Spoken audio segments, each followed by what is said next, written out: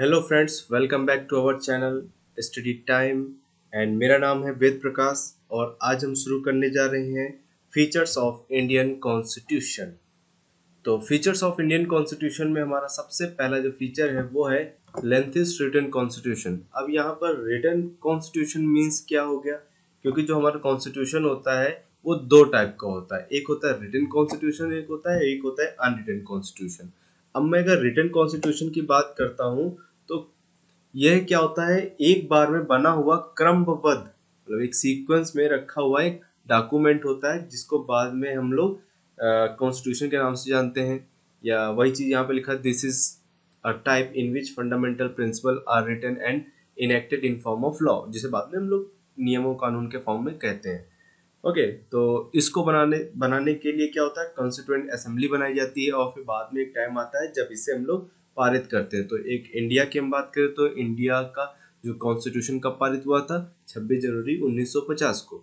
वही हम बात करते हैं अगर अनरिटन कॉन्स्टिट्यूशन, किसका मतलब ये नहीं है कि इसमें कोई भी कॉन्स्टिट्यूशन नहीं लिखा होता है, इसमें भी लिखा जाता है, बट ये लगातार बनता हुआ कॉन्स्टिट्यूशन होता है। अब ये लगातार बनता हुआ कॉन्स्टिट्यूशन क्या होता है, इसको भी हम समझ लेते हैं, बट उससे पहले जानते हैं कि ये कौन बनाता है। जैसे कि रिटन कॉन्स्टिट्यूशन कौन बनाता था, एक कॉन्स्टिट्यूएंट असेंबली बनाती थी, एक संविधान सभा बनाती थी। वहीं अनरिटन जो कॉन्स्टिट्यूशन होता है उसे संसद द्वारा बनाया जाता है। ओके, संसद द्वारा निर्मित होता है। अगर हम एक एग्जाम्पल यहाँ पर लेते हैं कि एक व्यक्ति है जिसने चोरी की है, तो रिटन कॉन्स्टिट्यूशन के अकॉर्डिंग क्या है कि उसको 10 साल की जेल है। ओके, वहीं अगर अनरिटन कॉन्स्टिट्यूशन की बात करें तो अनरिटन कॉन्स्टिट्यूशन के अकॉर्डिंग क्या है, जब कभी भी कोई भी जुर्म होगा उसी टाइम ही डिसाइड किया जाएगा कि इसके लिए हमें इस व्यक्ति को क्या दंड देना चाहिए।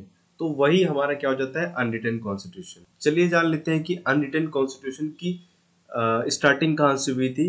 ये ब्रिटेन के एक राजा थे 1215 में, किंग जॉन। उन्होंने एक घोषणा पत्र प्रस्तुत किया जिसे मैग्ना कार्टा के नाम से जाना गया और वहीं से ही अनरिटन कॉन्स्टिट्यूशन की स्थापना हुई। चलिए जान लेते हैं, जो हमारा रिटन कॉन्स्टिट्यूशन होता है वह बहुत ही precise, definite and systematic way में होता है। वहीं अनरिटन कॉन्स्टिट्यूशन की बात करें तो ये सिस्टमैटिक बिल्कुल भी नहीं होता है, इसमें बहुत ज़्यादा चेंजमेंट होते हैं क्योंकि ये बहुत ही फ्लेक्सिबल होता है। वहीं अगर हम बात करें रिटन कॉन्स्टिट्यूशन की, वह बहुत ही क्या होता है, रिजिड होता है।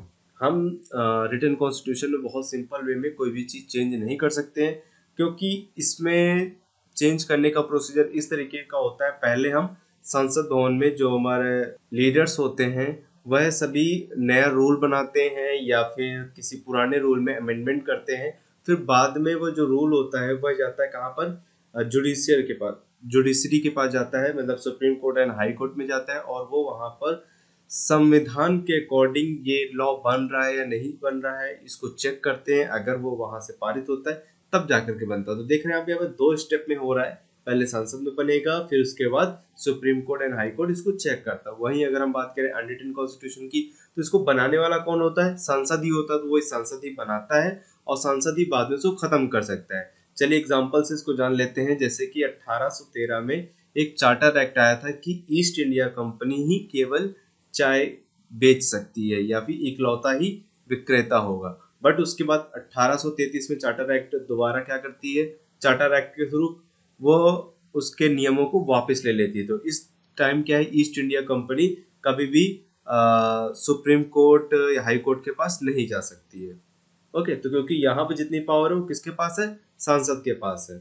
ओके, तो जो हमारा रिटन कॉन्स्टिट्यूशन होता है वह किस टाइप के देशों में लागू होता है, वह फेडरल टाइप के, इसको नोट डाउन कर लीजिएगा, फेडरल टाइप के देशों में लागू होता है। वहीं अनरिटन कॉन्स्टिट्यूशन यूनिटरी टाइप के देशों में लागू होता है।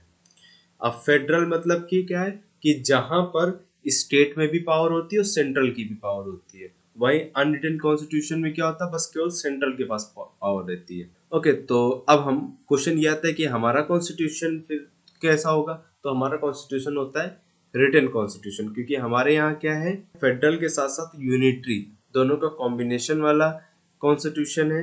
एंड इसमें रिजिड भी है और ये फ्लेक्सिबल भी है।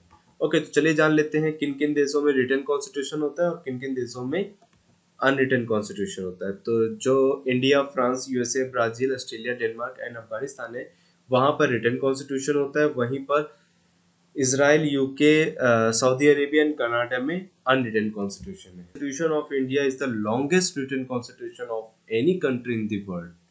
ओके, तो इसका मतलब क्या है, वर्ल्ड भर में आज भी हमारा सबसे बड़ा लिखित रूप में संविधान है। तो चलिए जान लेते हैं कि हमारा जब पहली बार संविधान बना था तब कितने आर्टिकल थे।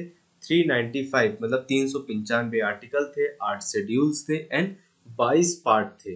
बट आज प्रेजेंट टाइम में 395 से बढ़ करके ये हो गए हैं 470। बहुत सारे इसमें अमेंडमेंट हुए, कुछ नए रूल्स ऐड हुए और इसमें 8 शेड्यूल से ये 12 शेड्यूल में आ गया है और 22 पार्ट से ये 25 पार्ट में आ गया है। तो आज जो हमारा प्रेजेंट कॉन्स्टिट्यूशन है उसमें 470 article, 12 schedule and 25 part. Okay, तो चलिए बढ़ते हैं अपने नेक्स्ट फीचर की ओर। नेक्स्ट फीचर है हमारे पास blend of flexibility and rigidity. अभी मैंने आपको बताया क्या कि हमारा बहुत ही फ्लेक्सिबल है एंड रिजिड है। कुछ केसेस में हम इसको अमेंडमेंट कर सकते हैं, कुछ केसेस में जो बेसिक स्ट्रक्चर है वहां पर हम अमेंडमेंट नहीं कर सकते हैं। ओके, तो थर्ड फीचर की ओर आते हैं।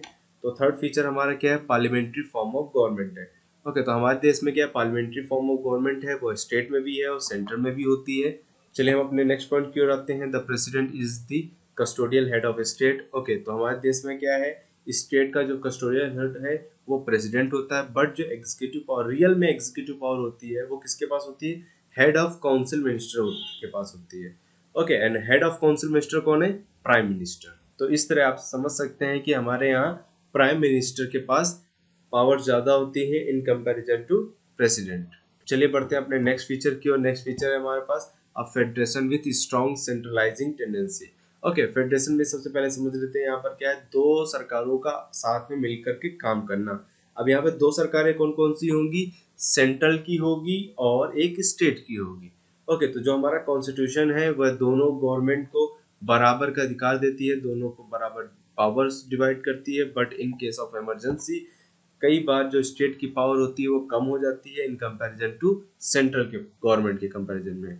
केंद्रीय सांसद होते हैं, उनके पास राज सूची में लिखित किसी भी विषय पर कानून बनाने की छूट होती है, उनको अधिकार होता है। वही हम बात करें कि जो फाइनेंशियल की अगर हम बात करते हैं, केंद्र और राज्य के बीच वित्तीय व्यवस्था को भी केंद्र सरकार द्वारा बदला जा सकता है। ओके, तो चलिए नेक्स्ट पॉइंट की ओर बढ़ते हैं। हमारा नेक्स्ट पॉइंट क्या है, हमारा मतलब नेक्स्ट फीचर क्या है, एंड इंडिपेंडेंट जुडिशरी। ओके, तो हमारे यहाँ पर एक इंडिपेंडेंट जुडिशरी है। भारत के संविधान के तहत एक स्वतंत्र और निष्पक्ष न्यायपालिका की स्थापना की गई है हमारे देश में और यह नागरिकों का संरक्षण का अधिकार प्रदान करती है। इसके अलावा यह केंद्र और राज्य की शक्ति की सीमा निर्धारित करने में एक और महत्वपूर्ण भूमिका निभाता है। ओके, कौन, कॉन्स्टिट्यूशन। ओके, तो इस तरीके से हमारे 5 ये फीचर्स हो गए हैं, अभी 2 फीचर्स और रह जाते हैं। चलिए सेकंड 6 फीचर की ओर आते हैं। 6 फीचर हमारे पास क्या है, सिंगल सिटीजनशिप। अब यहाँ पे सिंगल सिटीजनशिप टर्म क्यों आया है, क्योंकि कई सारे ऐसे कंट्रीज हैं जहां पर डुअल सिटीजनशिप है। जैसे कि एग्जांपल में हम लेते हैं अमेरिका। अमेरिका में क्या है कि वहां पे डुअल सिटीजनशिप है, एक आपको सिटीजन लेना पड़ेगा सिटीजन ऑफ अमेरिका एंड एक सिटीजनशिप लेनी पड़ेगी आपको स्टेट की।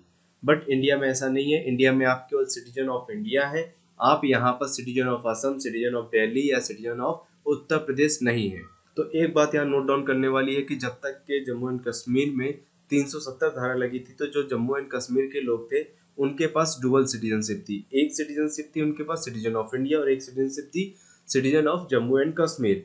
बट जब से 370 धारा ए एंड 370 एंड हुई है तब से ये सिटीजनशिप भी एंड हो चुकी है, अब वो भी सिटीजन ऑफ इंडिया ही केवल है। तो इस तरीके से every Indian is citizen of India and enjoy the same right of citizenship no matter in what state he belong. Bharat में जितने लोग भी भारत के नागरिक हैं और वह समान अधिकार को प्राप्त करते हुए रह रहे हैं, वो किस स्टेट से बिलोंग करते हैं इससे कोई भी मतलब नहीं है। ओके, तो चलिए बढ़ते हैं अपने next and last features of Indian constitution की ओर, वो है एडल्ट सरफ्रेज। सरफ्रेज मतलब होता है वोट देना।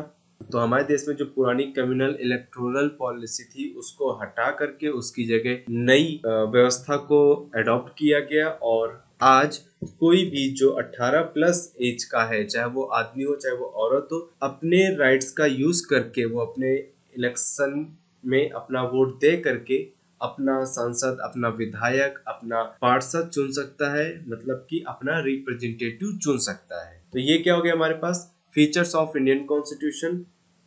चलिए देखते हैं अपना प्रीवियस क्वेश्चन। हमारा प्रीवियस क्वेश्चन क्या था?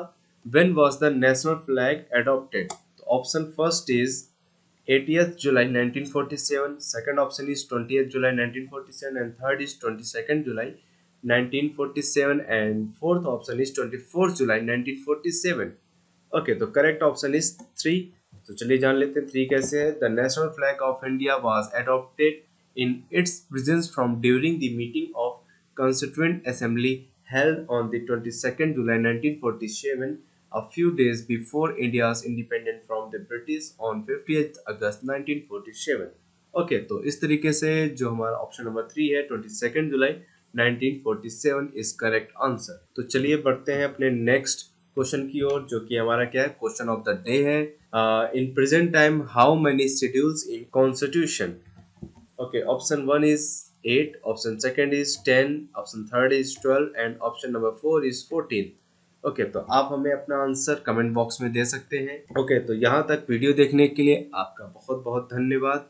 अगर आपको हमारा वीडियो पसंद आया तो प्लीज़ इसे लाइक करें, शेयर करें अपने दोस्तों के साथ, जिससे कि हमारा चैनल और ज़्यादा ग्रो कर सके। और प्लीज़ इसे सब्सक्राइब कर लें हमारे चैनल को, और बेल आइकन दबाना बिल्कुल भी ना भूलें, जिससे कि आपको हमारे आने वाले वीडियोस टाइम टू टाइम मिलते रहें। अगर आप हमारे साथ सोशल मीडिया पे भी जुड़ना चाहते हैं, जिससे कि आपको करंट अफेयर्स डेली का डेली मिल सके, तो आप हमें डिस्क्रिप्शन बॉक्स में दिए हुए लिंक पर क्लिक करके आप इंस्टाग्राम पर हमसे ज्वाइन कर सकते हैं। तो यहाँ तक वीडियो देखने के लिए थैंक यू सो मच।